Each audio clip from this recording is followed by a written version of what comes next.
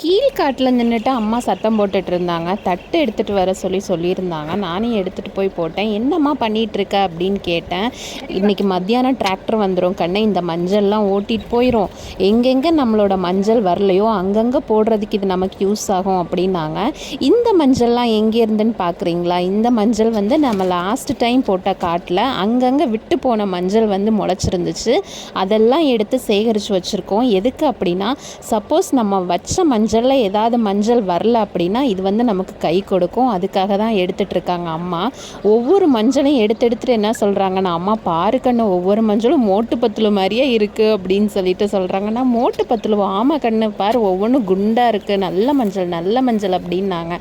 சிரிச்சுக்கிட்டே அம்மா கொடுத்த மஞ்சளையெல்லாம் வாங்கி தட்டில் போட்டு வச்சுட்டு இருந்தேன்.